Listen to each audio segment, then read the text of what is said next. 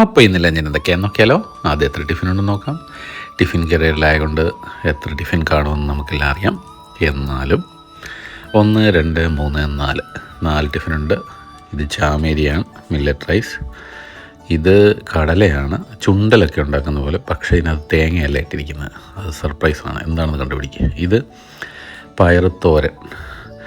പയറുതോരനാണ്. പിന്നെ ഇത് മത്തങ്ങ അരിശ്ശേരി. ഞാൻ മത്തങ്ങ അരിശ്ശേരി എന്ന് പറയുന്നേ ഉള്ളൂ. മത്തങ്ങ അരിശ്ശേരി എന്ന് പറയുമ്പോൾ ഇതുപോലെ ഇതിൻ്റെ കൂടെ പയറൂടെ കാണും.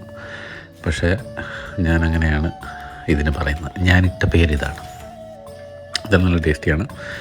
പിന്നെ പാലക്കാടൻ ടിഫിൻ എടുത്തു, നാരായണം വന്നു. അതിൻ്റെ തൈരാണ് ആദ്യം.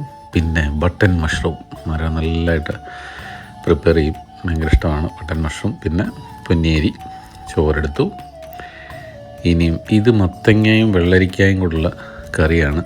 രണ്ടും നല്ലപോലെ വെന്ത് പോയുണ്ട്, പെട്ടെന്ന് അറിയാൻ പറ്റിയില്ല, ചോദിച്ച് മനസ്സിലാക്കിയതാണ്. ടേസ്റ്റ് ചെയ്യായിരുന്നു കേട്ടോ, മത്തങ്ങയും വെള്ളരിക്കയും. കറിയുടെ പേര് എനിക്കറിയത്തില്ല, പാലക്കാടുകാരുണ്ടെങ്കിൽ അതിൻ്റെ പേര് പറയുക. പിന്നെ ബട്ടൺ മഷ്റൂമാണ്, നല്ല കുറുക്കി ഉണ്ടാക്കിയിട്ടുണ്ട്. ഇത് മത്തങ്ങ അരിശ്ശേരി, പയറ് തോരൻ.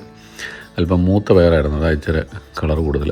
പിന്നെ ഇത് പനീറാണ്. പനീർ ഗ്രേറ്റ് ചെയ്ത്, തേങ്ങയ്ക്ക് പകരം തേങ്ങ ഒഴിവാക്കി പനീർ ഗ്രേറ്റ് ചെയ്ത് അതിനകത്ത് ചേർക്കുക. നല്ല ടേസ്റ്റിയാണ്. രാവിലെ ചിലപ്പം ബ്രേക്ക്ഫാസ്റ്റായിട്ട് ഞാൻ കഴിക്കാറുണ്ട്. അപ്പം അത് കൂട്ടാനായിട്ട് കൊണ്ടുവരികയും ചെയ്യാം. ഭയങ്കര ഇഷ്ടമാണ്. ആഹാ, അത് മാത്രം മതി ഫുഡ് കഴിക്കാൻ. പിന്നെ ഡ്രൈ ആയതുകൊണ്ട് അതിൻ്റെ കൂടെ ഒരു കറിയൂടെ കിട്ടിയാൽ കുശാലായി.